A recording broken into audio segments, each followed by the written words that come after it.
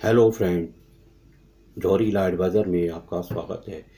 मैं पुनीत कुमार जौहरी advocate from Bareilly UP से बोल रहा हूँ। मेरा मोबाइल नंबर 9359962153 है।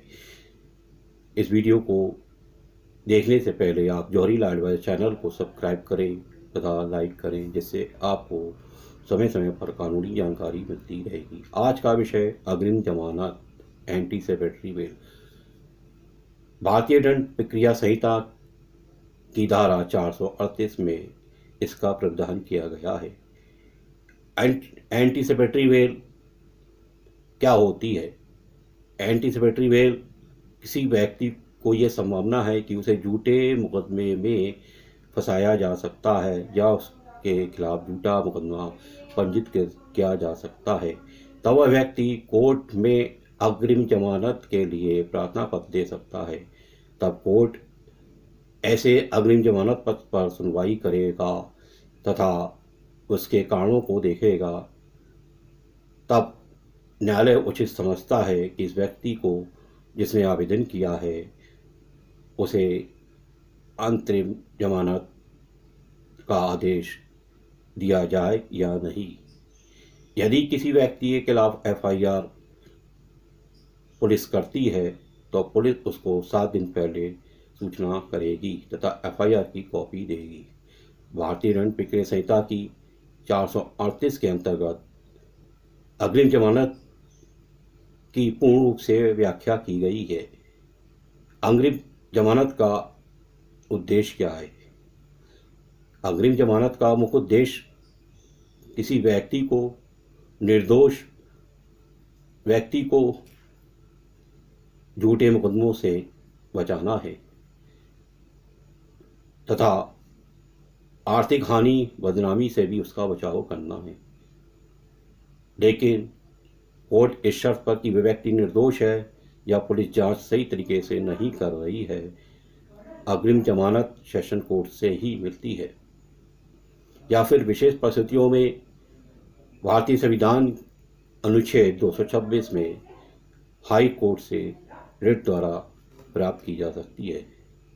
अग्रिम जमानत में व्यक्ति को गिरफ्तार नहीं किया जा सकता है तथा उसे बिना गिरफ्तार किए ही चार्जशीट फाइल करनी होती है। गैर जमानती अपराध के आरोप में गिरफ्तार होने की आशंका में कोई भी व्यक्ति अग्रिम जमानत का आवेदन कर सकता है।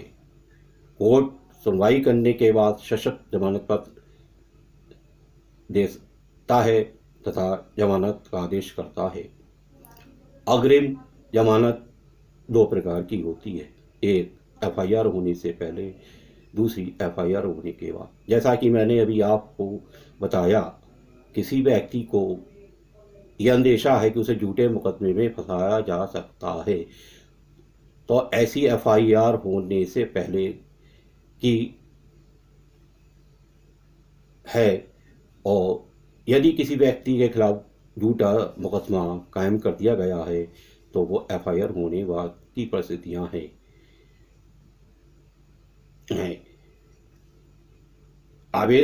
बेल का आवेदन किस जगह पर करना चाहिए, अब मैं आपको इसके बारे में बताता हूँ। अग्रिम जमानत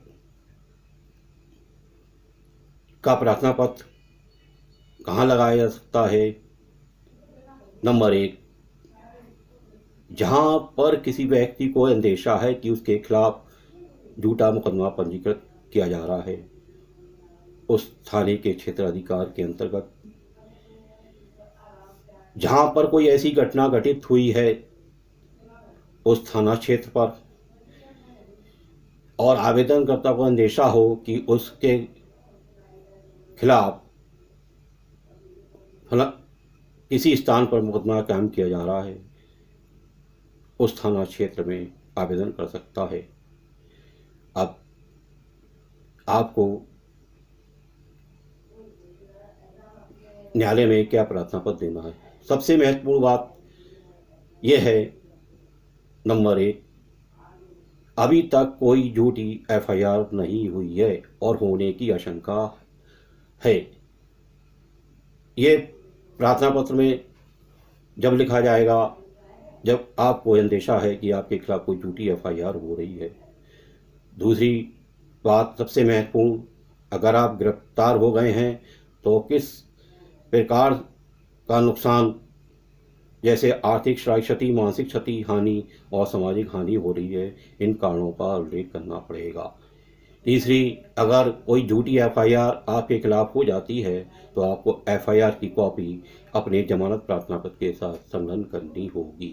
आपको जमानत पत्र में यह बताना आवश्यक होगा कि आप पर झूठी एफआईआर क्यों कराई गई है, किन कारणों से कराई गई है, वो कोर्ट आपको दोषी समझती है। अगर आप इन कारणों का उल्लेख अपनी जमानत करते हैं तो न्यायालय उस पर विचार करती है। अहम मुद्दा रिकवरी का है। आरोपी पर रिकवरी होना बाकी है तथा आरोपी किस गवाह या शिकायतकर्ता को परेशान कर सकता है, इस बात का भी विश्वास कोर्ट में आपको बताना होगा तथा अपने प्रार्थना पत्र पर लिखना होगा। कोर्ट को यह समझाने की कोशिश करें कि एफआईआर में अब किसी प्रकार की इंक्वायरी की जरूरत नहीं है। और महत्वपूर्ण बात, आपका कोई आपराधिक इतिहास नहीं है।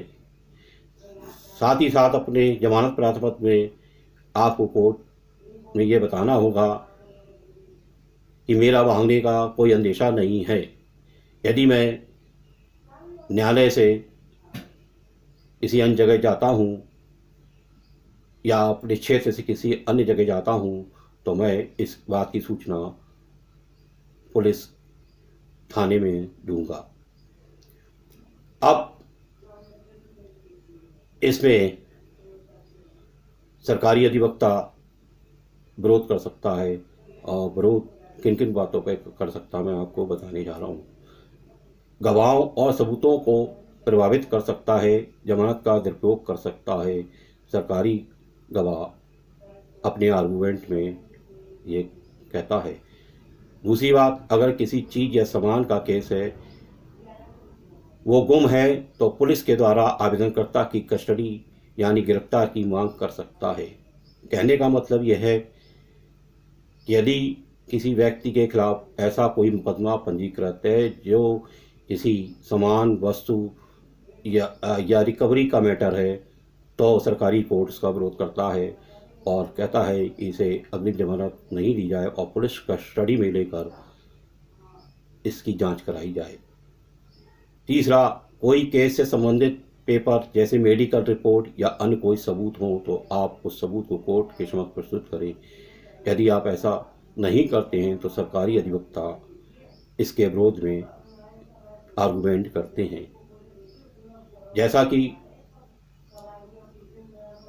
आपको विदित है कि अग्रिम जमानत में न्यायालय काफ़ी विचार विमर्श करने के बाद, प्रार्थना पत्र की सुनवाई करने के बाद, अगर न्यायालय उचित समझती है तो अग्रिम जमानत पर आदेश कर सकती है। गंभीर मामलों में अग्रिम जमानत के प्रावधान लागू नहीं होते हैं, जैसे SC/ST एक्ट में, नारकोटिक्स एक्ट में, गैंगस्टर एक्ट में मौत की सज़ा के संबंध में अग्रिम जमानत के प्रावधान लागू नहीं होते हैं। अग्रिम जमानत प्रार्थना पत्र माननीय न्यायालय को 30 दिन के अंदर ही निस्तारित करना होगा। अग्रिम जमानत में जैसे ही पुलिस जांच पूरी हो जाती है और पुलिस कोर्ट में चालान करती है, तब अग्रिम जमानत अपने आप में निष्प्रभावी हो जाती है। अग्रिम जमानत यानी गिरफ्तारी पर रोक न्यायालय को यह समाधान हो जाता है कि पुलिस जांच होने से पहले कर सकती है।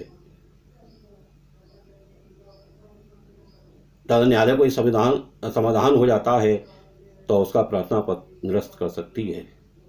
हत्या, बलात्कार की जघन्य अपराधों में भी अग्रिम जमानत का कोई प्रावधान नहीं है।